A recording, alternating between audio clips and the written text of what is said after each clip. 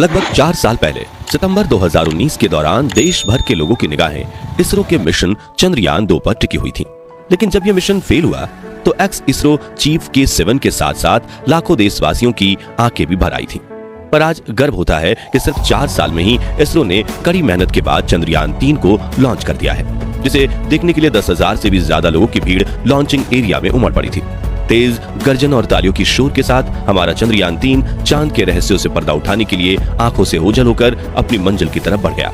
अब उम्मीद की जा रही है कि 23 अगस्त को 5:47 पर यह चंद्रमा की सतह पर लैंडिंग करेगा, जिसके बाद पूरी दुनिया के न्यूज चैनल्स पर इसकी सफलता की कहानी ब्रॉडकास्ट हो रही होगी।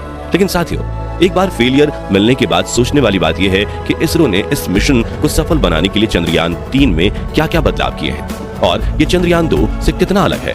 आइए इसके बारे में गहराई से जानते हैं। साथियों, इंडिया ने 14 जुलाई की दोपहर इतिहास के पन्नों में एक नया चैप्टर जोड़ दिया है। देश के सबसे इंपॉर्टेंट मिशन चंद्रयान-3 पर सिर्फ भारत ही नहीं बल्कि पूरी दुनिया की नजरें टिकी हुई हैं। इस बार का मिशन देश के लिए और भी खास बन चुका है, जो कि फ्यूचर में चांद पर नई रिसर्च को लेकर भारत के लिए नए दरवाजे खोलने का काम करेगा।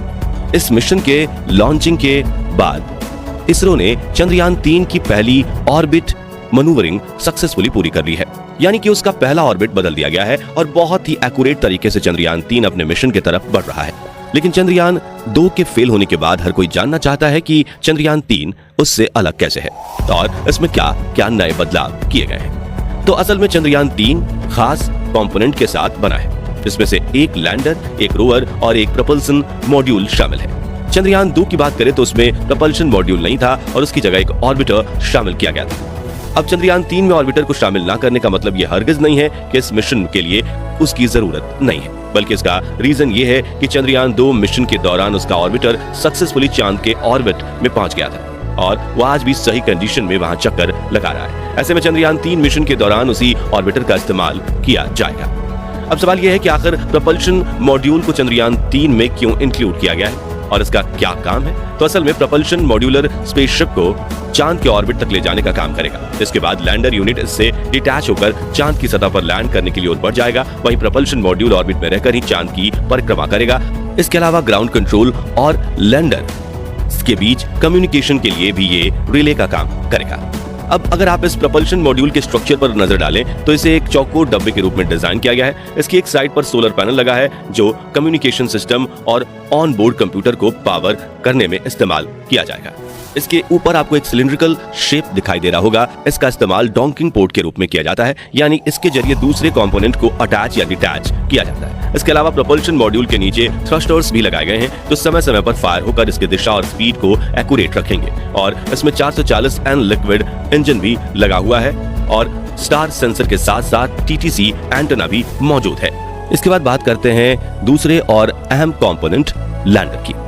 इसकी शेप भी एक बड़े से बॉक्स की तरह बनाई गई है, जिसके ऊपरी हिस्से की चौड़ाई थोड़ी कम है। सॉफ्ट और सफलतापूर्वक लैंडिंग के लिए विक्रम लैंडर में 4 लेग्स भी लगाए गए हैं। इस लेग के नीचे गोलाकार फुट पैड लगाए गए हैं। इनका काम चांद की सतह पर लैंडर को स्टेबल रखना है। विक्रम लैंडर में स्टार सेंसर, 20 सोलर अरे पैनल्स, 5 ATV और 220 N thrusters, 5 EAM and thrusters जैसे दर्जन कंपोनेंट्स लगाए गए हैं, जिन्हें इस मिशन को सफल बनाने के लिए इस्तेमाल किया जाएगा। इसके अलावा इसमें 4 से भी ज्यादा एरियाज का इमेज कैप्चर करने वाले हाई रेजोल्यूशन कैमरास मौजूद हैं, जिनकी मदद से चांद की लैंडिंग वाली सतह को जांचा जाएगा और सॉफ्ट लैंडिंग कराने में इससे मदद मिलेगी। इस लैंडर का काम रोवर को चांद की सतह पर पहुंचाना है। ये करियर यानी वाहन की तरह काम करता है, जिसके अंदर रोवर को रखा गया है। जब लैंडर चांद की सतह पर सफलतापूर्वक उतर जाएगा तो उसके अंदर से रोवर बाहर निकलकर अपने मिशन को अंजाम देना शुरू कर देगा। अब बात करें रोवर की तो इसका नाम प्रज्ञान रखा गया है और ये एक तरह का रोबोट है। इसका वजन 26 किलोग्राम है। इस रोवर में पावर के लिए सोलर पैनल लगा हुआ है और इसके ऊपर 2 एंटेनास भी मौजूद हैं। इसमें कई सारे न्यू कैमरास लगाए गए हैं जो चांद की सतह की तस्वीरों और वीडियो कैप्चर करने का काम करेंगे। इसके अलावा electronic box, thermal cover, wheels और कई तरह के कई सारे कंपोनेंट्स ऐड किए गए हैं जो इसे एक स्मार्ट रोबोटिक रोवर बनाते हैं। साथ ही आपको ये भी बताते चले कि इसरो का पहला रोबोटिक रोवर है जिससे काफी रिसर्च और एक्सपेरिमेंट के बाद बनाया गया है और खास तौर से चंद्रयान-3 जैसे इंपॉर्टेंट मिशन पर भेजा गया है।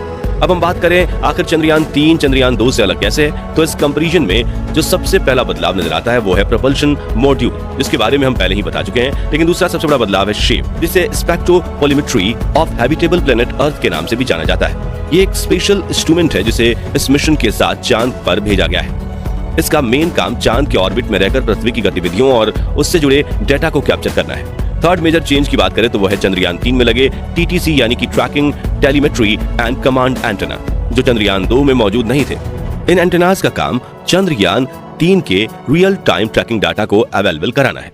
इसके अलावा चंद्रयान 3 में किए गए बदलावों में से एक इसके सेंट्रल इंजन को एलिमिनेट करना है। इसमें फिलहाल 4 एज इंजन मौजूद हैं और सेंट्रल इंजन को निकालने का फैसला चंद्रयान 2 की असफलताओं को एनालाइज करके किया गया है। चंद्रयान 2 में सेंट्रल इंजन को मिशन लॉन्च होने के थोड़े समय पहले ही जोड़ा गया था, हालांकि ये उसके रियल डिजाइन में नहीं था। इस मिशन में मिले फेलियर के बाद आखिरकार इसरो ने अपने पुराने डिजाइन को ही चंद्रयान 3 के लिए इस्तेमाल करना सही समझा। चंद्रयान 3 को ले जाने के लिए रॉकेट को भी बदला गया है। दरअसल चंद्रयान 2 की बात करें तो इसके लिए GSLV MK-111 रॉकेट का इस्तेमाल किया गया था, वहीं चंद्रयान 3 के लिए LVM-3 रॉकेट का यूज किया गया है। और GSLV MK-111 रॉकेट से भी काफी ज्यादा पावरफुल और एडवांस है ये।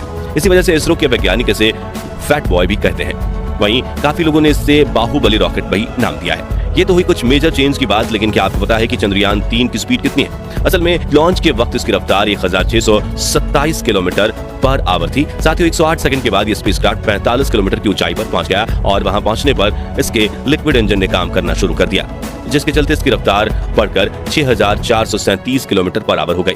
62 किलोमीटर की ऊंचाई पर पहुंचने के बाद जब बूस्टर रॉकेट से अलग हो गए तब चंद्रयान की रफ्तार 7000 किलोमीटर पर आवर हो गई थी। क्रायोजेनिक इंजन के इस्तेमाल के समय इसकी स्पीड का अनुमान लगभग 36,000 किलोमीटर पर आवर लगाया जा रहा है। चंद्रयान 3 देश की उम्मीदों को लेकर उड़ान भर चुका है और अब इंडिया सहित पूरी दुनिया की नजर इसरो और चंद्रयान 3 पर है। अगर सब कुछ प्लान के अकॉर्डिंग ही आगे बढ़ता है तो अगले ही महीने यानी अगस्त में हमारा चंद्रयान 3 चंद्रमा की जमीन पर उतरकर उसे चूम रहा होगा और पूरी दुनिया के न्यूज चैनल्स पर इसकी सफलता की कहानी ब्रॉडकास्ट हो रही होगी। इसी उम्मीद के साथ मैं वीडियो को यहीं एंड करता हूँ।